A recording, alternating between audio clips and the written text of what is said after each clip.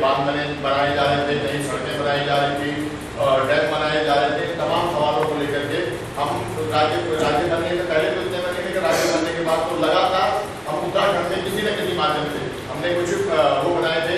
साल में 4-5 सम्मेलन हम हिमालय बचाओ के नाम से करते थे। जैसे 1 जुलाई का सम्मेलन हम अभी तक गवर्नर में करते रहे हैं। इसके अलावा त्रिपाठी जी की स्मृति में हम द्वारहाट में करते रहे, मंदिर की स्मृति में नई दिल्ली में जाकर के करते रहे, श्रीनगर में करते रहे। इस तरह के हमारे पिछले तब से आज तक ये कहते रहे हैं। और आज जो परिस्थितियाँ बनी है, खासतौर पर जो ये 15-16 तारीख की जो आपदा उत्तराखंड में पूरे उसमें आई है, उसने इन सवालों को एक तरह से फिर दोबारा से सामने ला दिया है कि विकास का जो वर्तमान ढांचा है, क्योंकि इसमें भी कभी बहस है। कुछ लोग इसे प्राकृतिक आपदा कह रहे थे, लेकिन कुछ लोग कह रहे हैं प्राकृतिक आपदा तो है, लेकिन आज इस आपदा में काफी हद तक मानव जनित आपदा है। हालांकि उसमें अलग अलग बातें हो सकती हैं कि जिस जगह पर वो हुआ है वहाँ पर डैम थे ही नहीं, वो भी एक झगड़ा के काम केदार घाटी में जहाँ पर इतना ये मामला हुआ है, वहाँ पर तो कोई नया डैम का प्रोजेक्ट नहीं है। लेकिन जो वहाँ के उत्तराखंड में बहुत बड़े भूवैज्ञानिक हैं बल्दिया जी, उन्होंने चीज अपने उससे बताया है कि वो भले वहाँ डैम में रहा हो, लेकिन वहाँ पर जो नदी की जो नंदा की जो दूसरी धारा थी वो बीच में विलुप्त हो गई थी। उसके ऊपर पूरा का पूरा निर्माण हुआ। इस समय अति वर्षा के कारण से तो एक तरह से दोबारा से वो धारा वहाँ पर आई है और उस पर अतिक्रमण जो हुआ था वो सारा का सारा बहा है। इस तरह के तमाम सवाल है। इसके अलावा वहाँ पर आज की तारीख में कितना नुकसान हुआ है या इन नुकसानों से कहीं आगे के लिए क्या किया जा सकता है, कैसे उनसे बचा जा सकता है। नदियों पर किस जगह तक कंस्ट्रक्शन होना चाहिए, किस जगह तक नहीं होना चाहिए, निर्माण कार्य का ढांचा क्या होना चाहिए। और फिर एक तरह से हम जब उत्तराखंड आंदोलन की बात करते थे, उत्तराखंड आंदोलन में हम बड़े उस पर कहा करते थे कि पर्यटन हमारा सबसे बड़ा उद्योग रहेगा। उत्तराखंड में जब पूछा जाता था वे उत्तराखंड में अलग राज्य बन भी जाता है तो वहाँ पर आजीविका का क्या साधन होगा, वहाँ के लोगों का जीवन निर्वाह के लिए या रोजगार के लिए क्या साधन होंगे। तो तब हमारे पास पर्यटन एक बहुत बड़ा बात हुआ करती थी। हम कहते थे कि हमारे यहाँ 4 धाम है और दुनिया भर की ऐसे स्थल हैं जो है पर्यटन के माध्यम से पूरे उत्तराखंड को एक बड़ा रोजगार मिल सकता है, बड़ा वो। लेकिन आज फिर उसी पर्यटन के ही कारण से उसी पर्यटन को सबसे ज्यादा जो नुकसान हुआ और एक तरह से नई बहस शुरू हुई है। वहाँ पर जो अनियंत्रित पर्यटन थे वो वहाँ क्यों गए, वहाँ पर रजिस्ट्रेशन क्यों नहीं हुआ, वहाँ पर उनका पहले जाने से पहले रजिस्ट्रेशन क्यों नहीं होता है, कितनी सीमा में लोगों को जाना चाहिए था, कितनी सीमा में लोगों को नहीं जाना चाहिए था।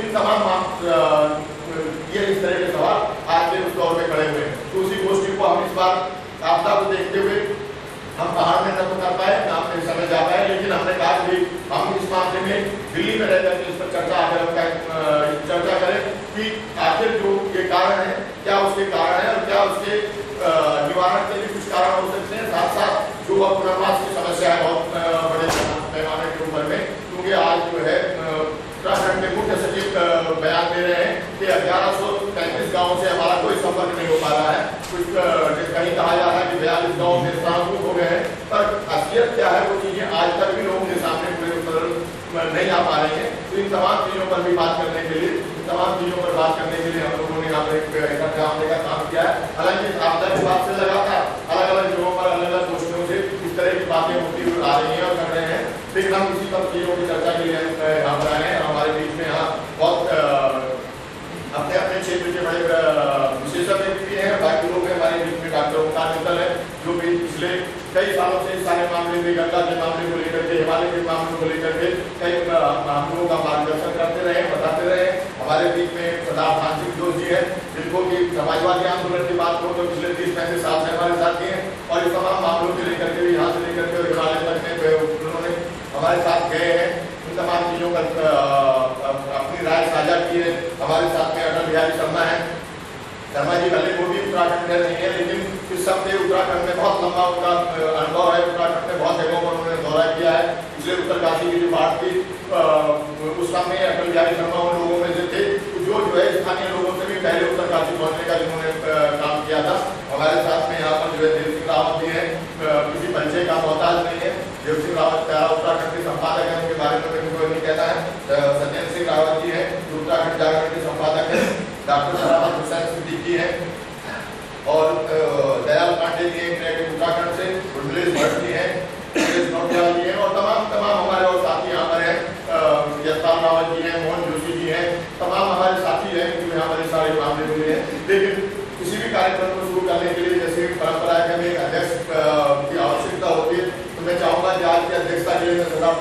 जोशी का नाम लेता हूँ।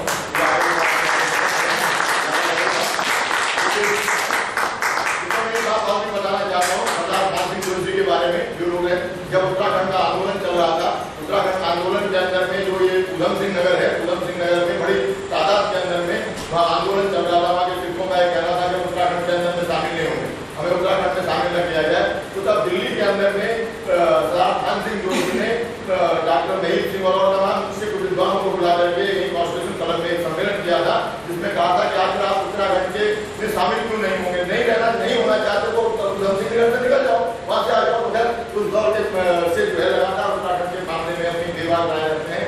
सरदार ध्यान सिंह जोशी से मैं उनसे विनती करता हूँ आसन ग्रहण करें।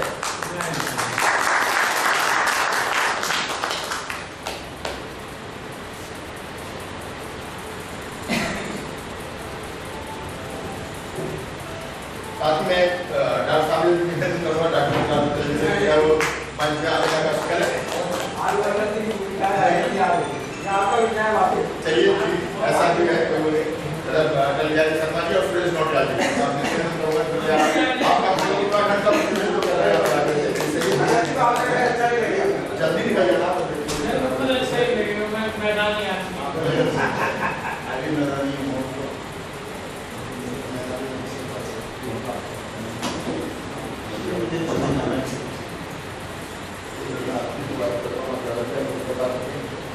इस सारे मामले पर जैसे मैं कह रहा था, सुरेश जी इस आपदा से ठीक पहले तक 15 दिन तक उत्तराखंड चिंतन के नाम के बैनर पे उन लोगों ने जो है पूरे उत्तराखंड की लगातार यात्रा की थी।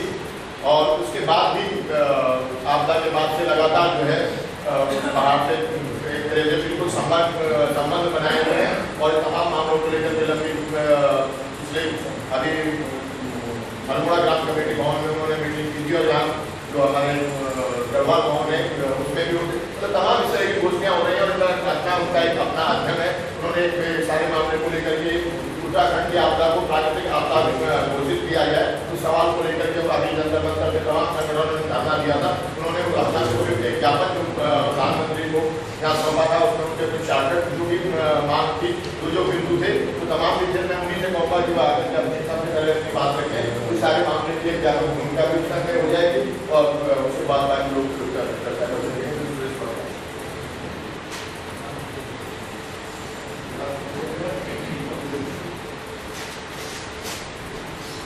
स्वास्थ्य बहुत ठीक नहीं है, इसलिए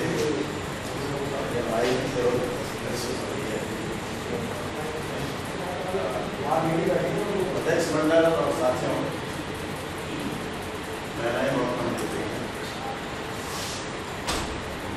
बड़ा मुश्किल सवाल है कि कहाँ से शुरू किया जाए और कहाँ तक बातचीत रखी जाए। उत्तराखंड में जो हुआ शायद होना ही था, इसलिए नहीं होना था कि धारी देवी का विस्थापन हो गया या कोई और कारण था। उसके लिए वर्षों से दशकों से स्थितियां बन रही हैं। हिमालय को के साथ जो छेड़छाड़ की जा रही है, जिस तरह की वहाँ कम बिजली परियोजनाएँ हैं, वहाँ सुरंगें बन रही हैं, और वहाँ जिस तरह से पेड़ काटे जा रहे हैं, और तरह तरह के विकास के नाम पर जो गतिविधियाँ चलाई जा रही हैं, बहुत सारी गतिविधियाँ जो लोगों को चाहिए भी नहीं, और जो चाहिए भी उनका कोई वैज्ञानिक आधार नहीं।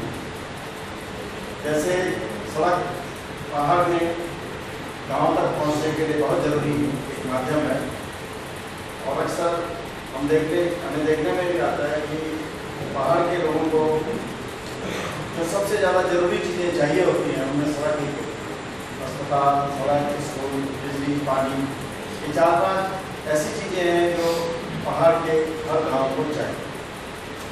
और इन सभी की प्राप्ति में हम लोग कहीं न कहीं पर्यावरण को नुकसान पहुँचाते हैं, और मानव के विकास के लिए मुझे लगता है कि पर्यावरण को नुकसान होता भी, लेकिन वो कितना हो, कैसा हो, किस तरह से नियंत्रित तरीके से हो, ये अक्ल हमें नहीं आई है। परसों 26 तारीख को हम लोगों ने जंतर मंतर पर किसी मुद्दे पर धरना रखा। उसमें एक वक्ता ने बताया कि नेपाल में कोरिया ने एक सड़क बनाई और ठीक इस तरफ भारत की ओर धारचूला की तरफ भारत की एक सड़क बन रही थी और उधर धारचूला है जो इलाका नेपाल का, वहाँ भी सड़क बन रही थी। हमारी सड़क का मलबा नीचे जा रहा है, उसको रोकने का कोई व्यवस्था नहीं। और जो सड़क उस तरफ बन रही थी, नेपाल में बन रही थी, जिसको कोरिया कंपनी बना रही थी, उसका मलबा नीचे नहीं गिर रहा, उसको रोकने की व्यवस्था और साथ साथ कर रहे। तो साथियों, लालच में और पैसा बचाने के लिए जब हम मलबा सड़क से नीचे जाने देते हैं, अंततः मलबा ज़्यादा है, अंततः वो कहीं न कहीं किसी गधेरे में जाता है, किसी नदी में जाता है, वहाँ वो सिल्ट बढ़ाता है, गाद बढ़ाता है। और जब किसी भी नदी और किसी भी उसमें गाद बढ़ेगी, उसका जल स्तर बढ़ना स्वाभाविक है। एक तो कारण ये हो गया जिस तरह से, और दूसरा कारण ये है कि नदियों गधेरों के आसपास जिस तरह से घर बनने दिए गए, जिस तरह से होटल बनने दिए गए, दुकानें बनने दी गई, उससे क्या हुआ कि जो नदी का जो हमारा फाट है, जो उसका फैलाव है, वो संकरा होता चला गया और ये भी एक खतरे का कारण है। इसका उदाहरण उत्तरकाशी का जोशियाड़ा है। आप सतपुरी अगर आप गए होंगे तो आपने देखा होगा कि ठीक नदी के ऊपर होटल बने हैं। वहाँ तो नदी में इतना पानी नहीं आता है, लेकिन कभी अगर आ जाए, कभी कोई कृत्रिम बांध ऊपर बन जाए और टूट जाए, तो वही बात हो जाएगी जो जिसको लेकर के सतपुरी का एक बहुत बड़ा गीत भी लगा था। और आपने देखा होगा कि केरी डैम को सबसे बड़ा डैम है ही उत्तराखंड में। उत्तराखंड में ही क्यों, वो दुनिया के सबसे बड़े बांधों में से एक है। और पंचेश्वर जो नेपाल की सीमा से जो एक बांध प्रस्तावित है, वो केरी डैम से बड़ा बांध है। और हम लोग अपने तमाम चीज़ों से कतई हम लोग सीख नहीं लेना चाहते हैं। हमारे मुख्यमंत्री कहते हैं कि केरी बांध में पानी आने से उसने बाढ़ को रोका नीचे आने से। पता नहीं उन्होंने किस वैज्ञानिक आधार पर ये कहा, लेकिन मैं इतना जानता हूँ कि हमारे एक मित्र हैं हिमांशु ठक्कर, जो वैज्ञानिक हैं, इंजीनियर हैं और सेंट्रल नाम की संस्था को चलाते हैं।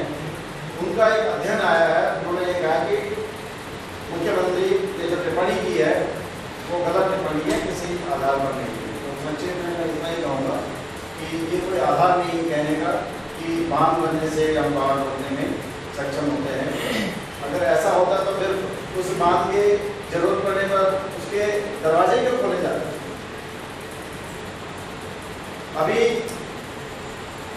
कभी मुझे चारों तिवारी ने बताया कि जेपी कंपनी का एक बांध जो उसी घाटी में है, वहाँ उन्होंने बिना लोगों को बताए अपने बांध के दरवाजे खोल दिए, जिससे कई मजदूरों की मौत तो हुई, साथ में उनके कर्मचारी भी मारे। तो साथियों, बड़े बड़े बांध बन रही है, हिमालय अभी अपने विकास की अवस्था में है, उसके पहाड़ बहुत ही कमज़ोर है, बहुत ही संवेदनशील है, कमज़ोर है, वोलेटाइल है वहाँ की पूरी इकोलॉजी। इसमें बहुत ज़्यादती है। सिर्फ अलकनंदा घाटी में ही दर्जनों बांध बन रहे हैं, एक ही नदी पर दर्जनों बांध बन रहे हैं। और उत्तराखंड में जो प्रस्तावित बांध है, मैंने भी पढ़ा है, मुझे कोई ऑफिशियल इसकी जानकारी नहीं है, 556 बांध बनेंगे पूरे उत्तराखंड में। और तब जाकर वो 25-30 हज़ार मेगावाट बिजली पैदा करेंगे, ऐसा बताया जाता है। अब देखिए इसके अलावा क्या हो रहा है। इन बांधों पर सुरंगें बांधी जा रही है। कोई सुरंग 20 किलोमीटर लंबी है, कोई 40 किलोमीटर लंबी है, कोई 10 किलोमीटर है, कोई 40 किलोमीटर लंबी है। और सुरंगें वहाँ बनाई जा रही हैं जहाँ गांव है, उनके ऊपर गांव है। चाई गांव सब लोग जानते हैं, चाई गांव धस गया है, इसलिए नीचे सुरंग है। और भी जगह, कुछ जोशीमठ ऐसी जगह पर आज की तारीख में है जिसके नीचे से सुरंग है। तो आपने वहाँ की इकोलॉजी को इस तरह का बना दिया है, इस तरह का खोखला बना दिया है। और किस लिए? सिर्फ शहरों को बिजली और पानी देने के लिए। उसमें स्थानीय जनता के विकास का मॉडल उनके पास नहीं है।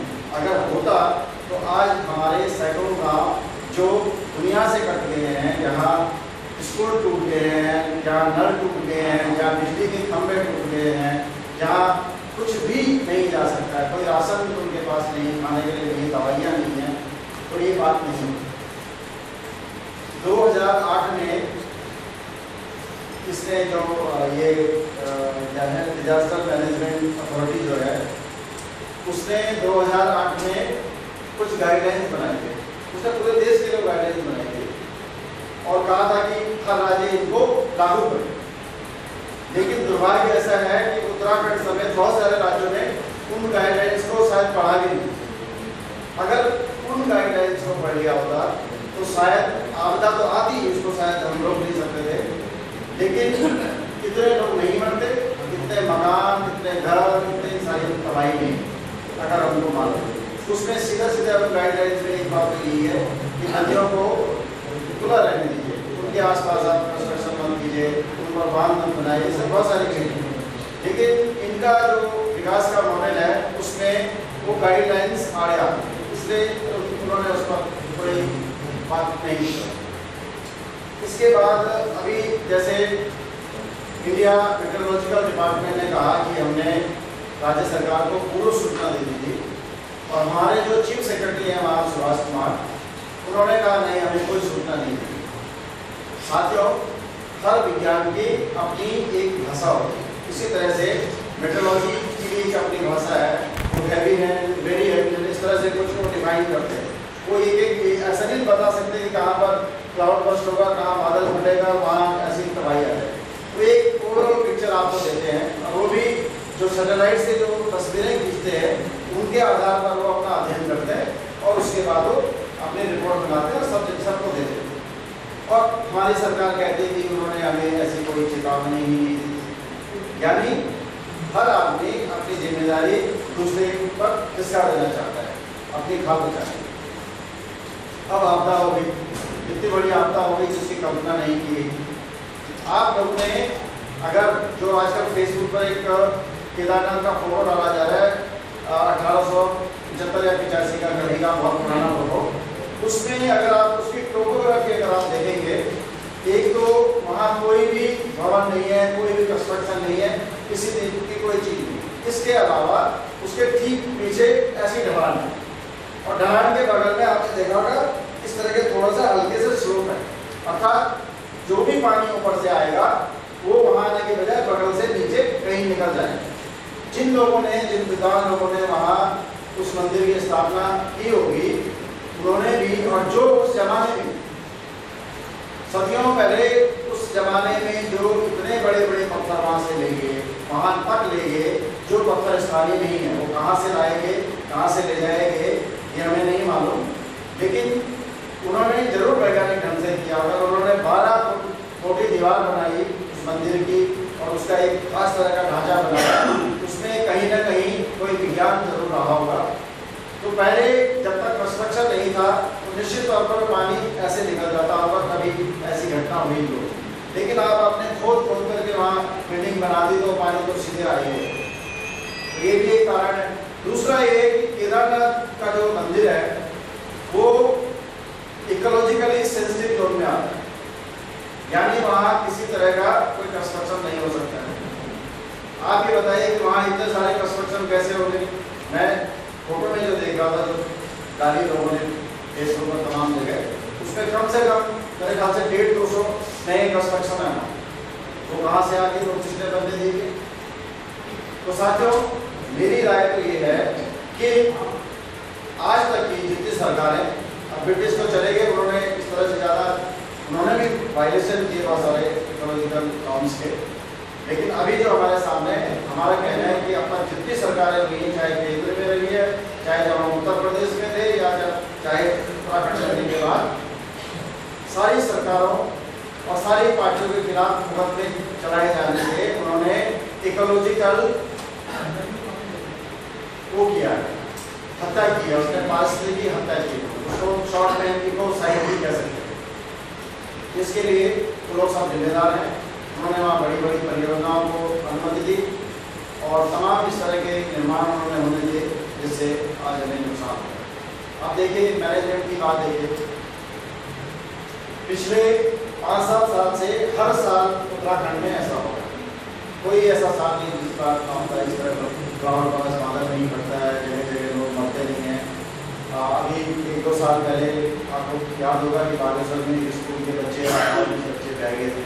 इस तरह की बहुत सारी घटनाएं हर साल होती है और ये सब होता है। लेकिन इस बार पूरे देश का ध्यान इसलिए गया क्योंकि ये यात्रा सीजन में हुआ और बारिश ऐसी अचानक आई, बारिश में वहाँ मेरे ख्याल से 1 लाख से ज़्यादा यात्री थे वहाँ उस समय और इसलिए सबका ध्यान भी गया और यात्रियों को निकालने के चक्कर में एक अन्याय तो हुआ है। इसको मीडिया को भी मानना चाहिए और तमाम देश की जनता को भी मानना चाहिए कि पूरी तरह से स्थानीय लोगों की उपेक्षा होती है।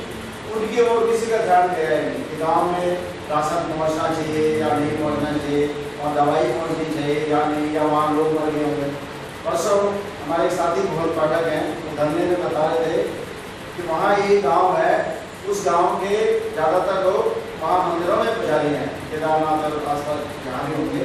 उस गांव में सिर्फ महिलाएं और बूढ़े लोग बचे हैं, बाकी सारी महिलाएं वहाँ विधवा हो गई है, हाँ, या छोटे बच्चे हैं। तो ये देखें कि उस गांव में वो महिलाएं क्या करेंगी। तो ये इस तरह की रासद कहानियाँ हैं और वहाँ आसपास का कोई ऐसा गांव नहीं है जहाँ मतलब 2 दर्जन 3 दर्जन, हालांकि मनुष्य को दर्जनों में नहीं गिनना चाहिए क्योंकि वो कोई केले की तरह से तो है नहीं, लेकिन बड़ी संख्या में लोग वहाँ मारे गए हैं और उसका कोई हिसाब नहीं। अब जैसे हम आते हैं इसकी गिनती पर और आकलन लगाए जा रहे हैं, कोई कह रहा है कि 800 मरे, कोई कह रहा है 5000 मरे हैं। मेरा भी एक अपना अनुमान है, तो मैंने सारा दिन किया, फेसबुक पर जो लोगों ने पोस्टिंग की या इधर से मेल आया, मेरा मानना है कि 30,000 लोगों से कम किसी भी स्थिति में नहीं मरे होंगे। अकेले गौरीपुर में ही करीब 10,000 लोग मरे हैं। वहाँ इतने जैसे कितने घर थे, एक मकान में जो वहाँ 4-5 मंजिल का घर था और सबको लगा कि सबसे बड़ा मकान है, बहुत सुरक्षित है, तो करीब 4-5 हज़ार लोग उसमें चले गए और 5-7 मिनट के अंदर वो सारा थे। तो ये बताने के लिए हमारे पास कोई नहीं है कि कितने लोग मरे और इसके लिए कौन जिम्मेदार है। इसके लिए बिल्कुल उत्तराखंड सरकार जिम्मेदार है। अगर उसने सही ढंग से व्यवस्था की होती, उसने वहाँ रजिस्ट्रेशन की प्रक्रिया अपनाई होती, उसने हर व्यक्ति का अपने पास डेटा लिया होता, तो अगर कोई मर भी गया था तो उसके बारे में आज हमें जानकारी मिल जाती। लोग वहाँ हजारों लोग वहाँ अपने सगे संबंधियों को ढूंढने के लिए आज भी उठा और उन्हें पता नहीं चलेगा। ग्वालियर में तो एक महिला ने आत्महत्या ही कर दी क्योंकि उसके माता पिता वापस घर नहीं पहुँचे। तो साथियों, भविष्य में भी ऐसी घटनाएं न हो, हम इसकी कल्पना करते हैं और आशा भी करते हैं, लेकिन नहीं होंगी इसकी भी कोई गारंटी नहीं है। इसलिए हमें चाहिए एक तो उत्तराखंड सरकार को यात्रा सीजन में खासतौर पर, पहले तो किसी भी समय में, क्योंकि उत्तराखंड में किसी भी सीजन में और किसी भी समय यात्रा करना कठिन भी है और खतरनाक भी है। हम खुद जब अपने गांव जाते हैं और जब हम सुरक्षित वापस दिल्ली लौट आ जाते हैं तो हमें लगता है कि चलो हमने ये और अदा कर। और पहले जब कम्युनिकेशन के साधन नहीं थे, हम अपने माता पिता सबको छोड़ के आते थे, दिल्ली आते थे या शहर आते थे, तो आपको याद होगा कि आपके गांव के हर प्रत्येक परिवार के एक आदमी आपको सड़क पर या सब गांव के पास कहीं छोड़ने आता था। क्यों आता था? उसमें एक ही कारण था कि क्या पता ये फिर हमें दिखे या ना दिखेगा, एक वजह होगी थी। फिर एक महीने के बाद हमारे माता पिता को पता चलता था कि हम दिल्ली सुरक्षित पहुँचे। तो धन्य हो कम्युनिकेशन कंपनियों का, जब हम बता देते हैं कि सब कुछ पहुँच गए, कोटद्वार पहुँच गए, नजमाबाद पहुँच गए, दिल्ली को, तो वो कहने का लगा। तो साथियों, यात्रा सीजन में खासतौर पर एक तो हर गाड़ी का वहाँ उस गाड़ी की के बारे में जानकारी सरकार के पास हो कि कौन सा वाहन, किस नंबर का वाहन, किस स्टेट का वाहन, तो कहते हैं से पता चल जाता है वहाँ गया है, उसमें कितने यात्री हैं, तो यात्री कौन कौन से हैं। और जैसे आजकल आधार कार्ड बन रहा है, तो आधार कार्ड का नंबर लेकर तो सारी जानकारी आपको मिल सकती है। जिसके पास आधार कार्ड है उसकी सूचना आपको बड़ी आसानी जिसके पास नहीं है वो वहाँ के डेटाबेस में अपना पंजीकरण कराए। वो पंजीकरण फ्री भी हो सकता है, उसका कुछ शुल्क भी लिया जा सकता है, लेकिन जो यात्री वहाँ जाते हैं वो निश्चित तौर पर किसी न किसी सीमा में वहाँ के पर्यावरण को नुकसान पहुँचाता है। इसलिए हर यात्री पर पर्यावरण कर लगाया जाना चाहिए, एक बात। दूसरी बात, जो अपने वाहन लेके जाते हैं, सरकार ऐसी व्यवस्था करे कि उसमें सरकार अपने ट्रांसपोर्ट का परिचालन करे, उसमें लोग जाएं, उसमें व्यवस्था भी रहेगी। लेकिन अपनी गाड़ी से कोई जाना चाहता है तो अतिरिक्त पर्यावरण कर दे। और 2 पहिए के वाहनों पर बिल्कुल पूरी तरह से रोक लग जानी चाहिए। जो लोग उस यात्रा सीजन में उस रूट पर चलते होंगे उन्हें पता होगा कि 2 पहिया वाहन जो वहाँ जाते हैं वो सबसे ज़्यादा ट्रैफिक के लिए खतरा साबित होते हैं। वो खुद भी मरते हैं और किसी गाड़ी को नीचे भी गिरवा देते हैं, तो उस पर रोक लगनी चाहिए। इसके अलावा वहाँ ट्रैफिक को कम करने के लिए जो हमारा पुराना यात्रा का रूट था, कुमाऊं की तरफ का यात्रा का रूट था, तो जैसे लोग यमुनोत्री, गंगोत्री और केदारनाथ, बद्रीनाथ की यात्रा करते हैं, ये इस तरह से ग्रामीण लोग जाते हैं, तो वो कुमाऊं के मंदिरों को देख करके वहाँ से वापस जा सकते हैं। इस तरह से एक तो उनकी यात्रा भी बड़ी हो जाएगी और वहाँ ट्रैफिक भी कम होगा। और तीसरा, कुमाऊं के साइड में जो यात्रा सीजन की इकोनॉमी में जो उभार आता है, लोगों को थोड़ा रोजगार के साधन मिलते हैं, तो वहाँ भी लोगों को मिले। तो इस तरह की बहुत सारी चीज़ें हैं, आप सब लोग अपने ध्यान रखेंगे। और जो मूल विषय है इस पर मैं आता हूँ। यहाँ इस बात को कहना प्रासंगिक है कि कृषि वल्लभ सुंदरियाल जी और पहले उन्होंने बात कही थी कि हिमालय को अगर बसाएंगे तो बचेगा। और ये बिल्कुल तय बात है कि अगर हिमालय में गांव खाली नहीं होंगे, 1500 गांव उत्तराखंड में खाली हो गए हैं, और मेरे ख्याल से 1000 या 1200 के ठीक से मालूम नहीं है, राज्य बनने के बाद गाँव खाली हो गए। खाली इसलिए होते हैं कि वहाँ पानी नहीं मिलता, लोगों को बिजली नहीं होती, बस साधन है खेती चौपट हो गई।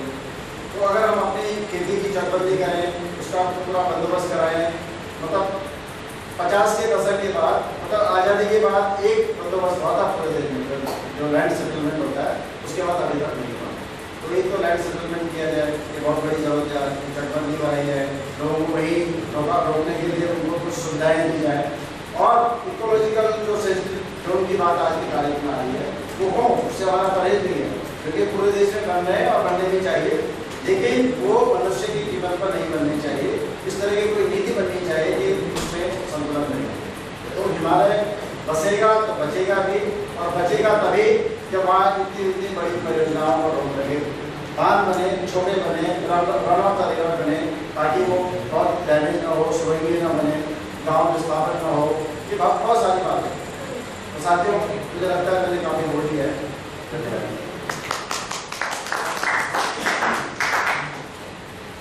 धन्यवाद सुरेश जी। बीच हमारे साथ और तमाम साथी हमारे पास साथ आए हैं, जगदीश भट्टी आए हैं, मेरे पत्नी जी हैं, विपिन रावत जी हैं, और मनमोहन जी हैं, देश दल के महासचिव हैं।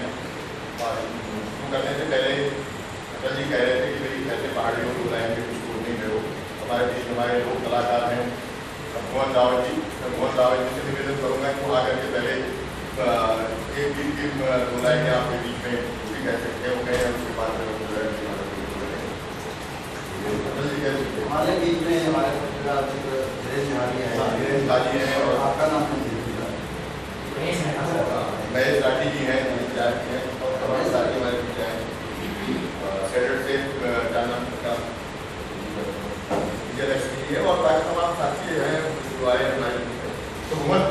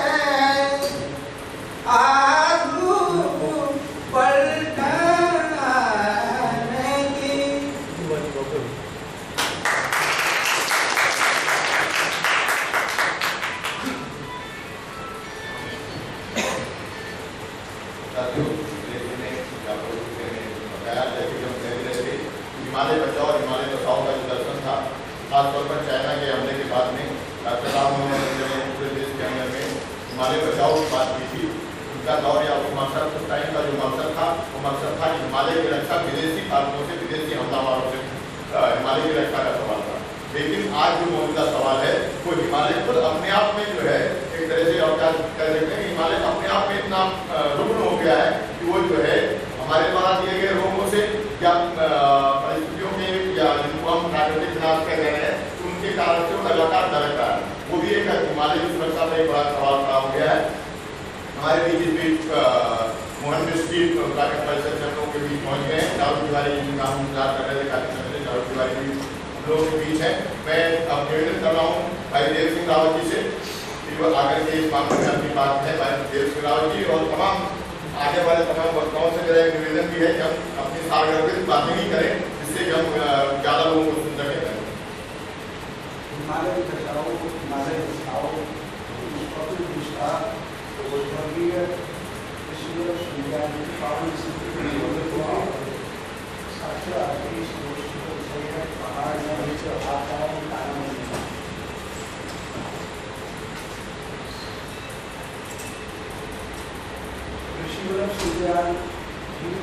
सभी तमाम भारत के चिंतकों ने हिमालय को भी अपनी नजर से देखा। भगवान कृष्ण ने आकार स्थापना की, हिमालय को नाम नगर उत्तराखंड क्या है जो आपदा आ रखी है। उत्तराखंड में क्यों लोग जाते हैं? यहाँ हजारों लोग लाखों रुपये खर्च करके भी रैली नहीं बुला पाते। हजारों साल से जो जन आस्था हमारे, उसके लिए कहीं ना कहीं लोग लाखों की संख्या में उत्तराखंड जाते हैं। और उत्तराखंड जो है कि उत्तराखंड जो इस सृष्टि का एक समाधान था, भारतीय संस्कृति के एक उद्गम स्थल है। उसको समझने के लिए आदमी को केवल एक स्थान विशेष किया, उत्तराखंड केवल वहाँ रहने वाले लोगों का लिया। इस पूरी सृष्टि का हमारे आस्था की दृष्टि से देखें, स्वयं नारायण की तपस्या की, हमारे ऋषि मुनियों की, और जहाँ पर हमारे लोगों ने इस पूरे विश्व को से वसुधैव कुटुंबकम की एक चिंतन, एक धारा निकाली। आगे तमाम संस्कृतियाँ विश्व में चली है, वो केवल मानव मात्र के लिए, अधिकांश संस्कृतियाँ मानव मात्र के को ही इस सृष्टि के दोहन का कारण मानती है। लेकिन भारतीय संस्कृति जड़ चैतन्य के कल्याण के लिए भी अपना सर्वस्व, अपना मार्गदर्शन मानती है। तो इसलिए साथियों, सबसे पहले हम इस विषय को ध्यान रखते हुए उत्तराखंड की उस गरिमामयी स्थिति को ध्यान में रखते हुए ही हमें देखना होगा कि आखिर के लोग कितने क्यों आ जाते हैं। इतनी विकट परिस्थितियों में हमारे आज से ही भी अनादिकाल से, पता नहीं कब आदिगुरु शंकराचार्य से पहले पांडव काल में ये वो बना, केदारनाथ धाम बना, बद्रीनाथ धाम बना। क्यों बना? ये हमारे संस्कृति के मूलाधार है, कारण है। ये किसी सरकार, ये जो भारत है, भारत न किसी मुगलिया वो उसके संहिता से चली, न औरंगजेब के चली, न किसी रंगी संस्कृति के उस संविधान से चली। भारत में किसी 1857 के गदर के बाद का जो इतिहास भारत को बताते हैं उससे भी नहीं चली। भारत एक शाश्वत संस्कृति है। यूनान मिस्र सब मिटिए, जहाँ से क्या कारण है कि हमारी संस्कृति नहीं हुई। इस प्रकार की इस संस्कृति को आत्मसात करने के लिए और 1947 के बाद की जो संस्कृति है, जो देश की संस्कृति है, वो अलग है। तो यहाँ पे हम एक विषय से अलग न जाते हुए मैं एक बात कहूँगा, पहाड़ में आपदाएं और कारण निकल। सबसे पहली बात है कि पहाड़ में सरकार नाम की कोई चीज नहीं। पहाड़ में सरकार 2001 में ही उस समय बनी जब यहाँ से, आज सरकारें किसकी हैं उत्तराखंड में? उत्तराखंड में सरकारें हैं या नागपुर से थोपी हुई सरकार है या 10 जनपद से थोपी हुई सरकार है। आज अगर उत्तराखंड में वहाँ की सरकार होती तो वहाँ का मुख्यमंत्री सबसे ज्यादा जहाँ त्रासदी हुई केदारनाथ में जाता, 14वीं तक हो गई, 15वीं तक हो गई। आज उस मुख्यमंत्री को इतनी निर्लजता है, इतनी नैतिक शर्म नहीं है, वो केदारनाथ की घाटी पे केदारनाथ में पाँव रखने से भी भयभीत है। अंदर से इतना सहमा हुआ, उसे उसके सलाहकारों, उसके ज्योतिषाचार्यों, तमाम लोगों ने इतना भयभीत कर दिया। वो आदमी अपने गुनाहों से इतना भयभीत है कि वो केदारनाथ की धरती पे पाँव नहीं रख पाता। तो जहां तक यह है कि सरकार तो उत्तराखंड की, उत्तराखंड की जनता ने, जो सरकार जनता ने चुनी थी, जनता के लिए होती थी, वो सरकार ने। अब यहाँ पे ये आ रहा है कि ये निदान, जब वो सरकार 15 तारीख, अभी योगी आदित्य ने बताया कि जब 15 तारीख मौसम विभाग ने बताया गया कि गांधी सरोवर जिसमें असलियत काली गई है, गांधी जी की, उसका नामकरण भी बदल दिया उसके बाद, तो उसमें पानी भर रहा है, ग्लेशियर टूट रहा है, तो हमारे मुख्यमंत्री, हमारी सरकार कह रही है कि वो भी हमें नहीं मिला। उसके बाद सरकार होती तो आज तक 15 दिन हो गए वहां नाशों का अंतिम संस्कार तक नहीं करके, लोगों की 13वीं हो चुकी है, हमारे सनातन संस्कृति में 13वीं तक हो चुकी है, पर लेकिन संस्कार, अंतिम संस्कार नहीं हुए। और केदारनाथ में सरकार दो ही काम कर रही है। एक काम ये कर रही है कि वहां की सच्चाई जब जाहिर न हो उसके लिए लोगों पर प्रतिबंध लगा रही है। दूसरा, राहत सामग्री पीड़ितों तक न पहुंच पाए, केवल उसमें भ्रष्टाचार हो, सरकार के दलाल और एजेंसियां खाए, उसके लिए सरकार प्रतिबंध लगा रही है। दो ही काम, अगर वो सेना नहीं होती वहाँ, तो वहाँ के लोग जो वहाँ फंसे थे, 1.25 लाख के आसपास जो लोग फंसे थे, 1.25 लाख के आसपास, वो भूखमरी, ठंड और विकट समस्याओं में पहाड़ की विषम परिस्थितियों को न झेल पाने के कारण अब तक कई इसमें कालकर्मित हो जाते। अब इसका निदान क्या है कि जो पूरे पहाड़ को बेगुना सरकार से लेकर अब तक की सरकार का एक ही मुख्य उद्देश्य रहा, निशंदी ने वो तमाम जल विद्युत परियोजना एक ही रात में अपने तमाम क्षेत्रों को बांट दी। उसके बाद बेगुना जी और उनकी सरकार का एकमात्र अभी तक काम यही रहा, चाहे ये जो अभी भूमाफियाओं को संरक्षण देना, जल विद्युत परियोजनाओं को बनाना, और ये तमाम चीजों को करने के लिए वो दिन रात एक कर, उन्हें उनका कोई मतलब नहीं उत्तराखंड कहीं का जाए, वो केवल यहाँ 10 जनपद के एक प्रतिनिधि है, कितनी रकम देनी है उसका एक वो कर रहे हैं। तो एक ये निदान ये है कि वहाँ पे जो विस्फोटों से, डायनामाइट से और सुरंगों से पूरा पहाड़ छलनी कर दिया गया। प्रकृति बेवकूफ नहीं थी जो किसी ने कहा पर्वत बनाए और कहीं मैदान बनाए, कहीं समुद्र बनाए। ये पूरी सृष्टि किसी सरकारों से नहीं चलती है, अनंत एक प्रकृति का नियम है, उसके हिसाब से मौसम के हिसाब से बारिश भी होती है, गर्म भी होता है। उस सृष्टि को संचालन करने वाले ने जो प्रकृति बनाई है उसके अनुसार उसका सम्मान करते हुए हमें विकास करना था। और विकास की जगह हमने वहाँ बागों से, सड़कों से, हमारे सड़क विकास का मापदंड, हमें एक सड़क बनाने के लिए 40 सालों तक इंतजार करना पड़ता है, पूरी घाटी को बागों से डुबाए। वहाँ भूतापीय बिजली परियोजना बनानी चाहिए थी, वहाँ पर बहती नदी पर जल विद्युत परियोजना चली जाती, पवन ऊर्जा से लेकर तमाम चीजें। एक चीज मैं यहाँ पे और कहना चाहता हूँ, ऊर्जा के लिए मानव नहीं है, मानव के लिए ऊर्जा है, और ये विकास मानव के लिए है, विकास के लिए मानव है। और ये जब तक सीमांत क्षेत्रों में, सीमांत जनपद पे जो हमारे रक्षक हैं पूरे देश में, वहाँ पर जब तक प्रतिबंध नहीं लगाया जाएगा इस प्रकार के घुसपैठ करने वाले तत्वों को, जो वहाँ पे अवैध पर्यटन के, पूरे उत्तराखंड एक प्रकार से मोक्ष भूमि रही।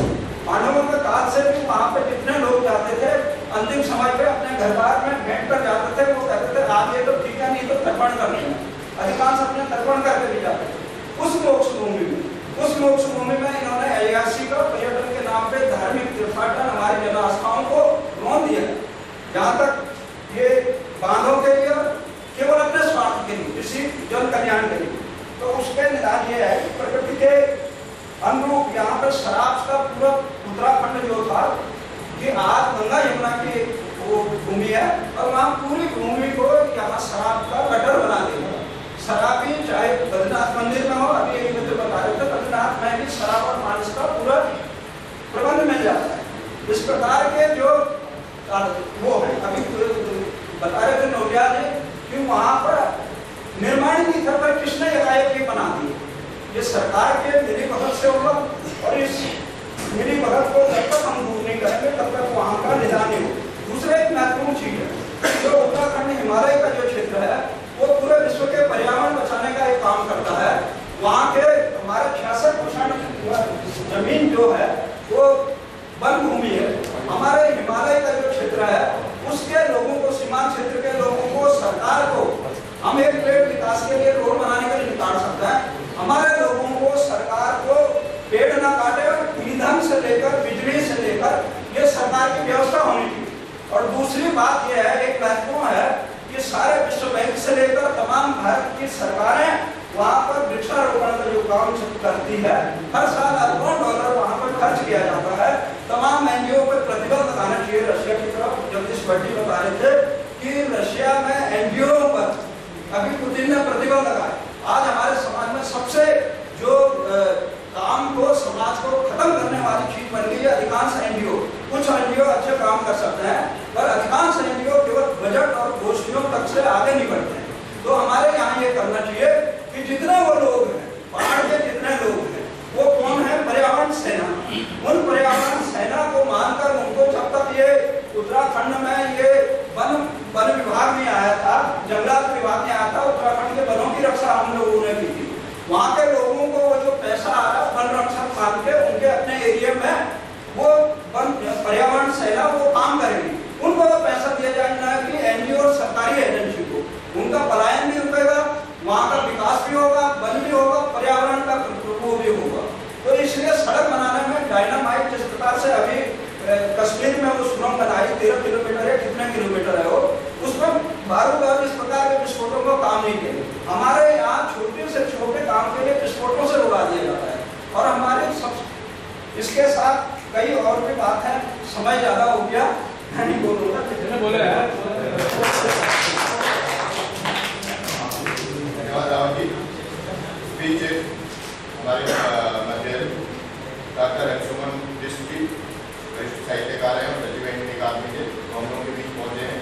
नील नेगी हमारे बहुत वरिष्ठ साथी हैं।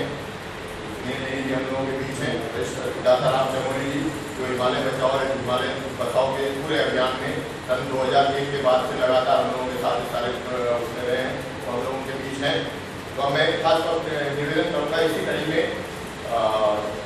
चालू तिवारी जी से। वो चालू तिवारी किसी परिचय के मोहताज नहीं है, मैं सिर्फ चालू तिवारी से आगे उनको बारे में कुछ कहना भी नहीं चाहता, लेकिन उनका हिमालय के और सारे पूरे मामले में जो अध्ययन है वो हमारे सामने अपनी बात रखेंगे। उस आलोक में हम अपनी बात को आगे बढ़ाएंगे। चालू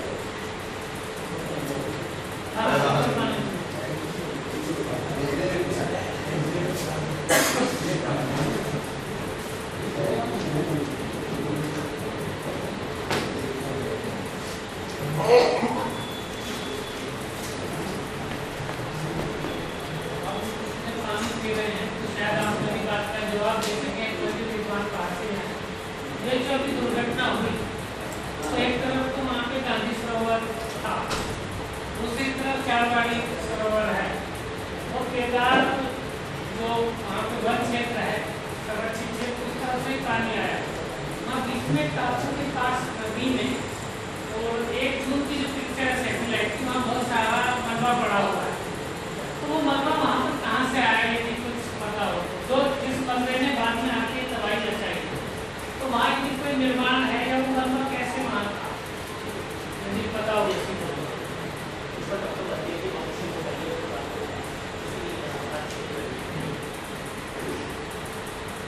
हिमालय बचाओ और ये सुविधाएं की जो हमारे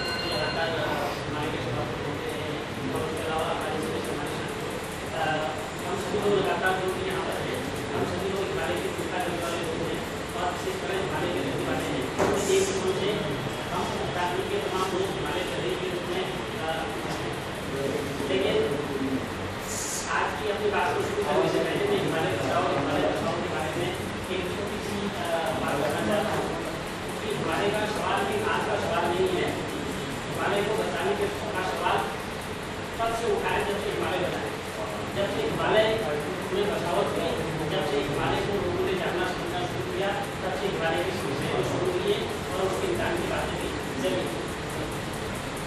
जब हम अपने यहाँ के परिप्रेक्ष्य में देखते हैं तो उत्तराखंड की जितनी भी लड़ाइयाँ हैं वो विशेषकर हिमालय को बचाने को लेकर ही। अगर आप आज़ादी के आंदोलन से लेकर बात करें पूरे आंदोलन को लेकर, कभी भी आज़ादी का आंदोलन, राष्ट्रीय जो स्वतंत्रता का आंदोलन था वो कभी भी जल जंगल जमीन से हटके नहीं हुआ है।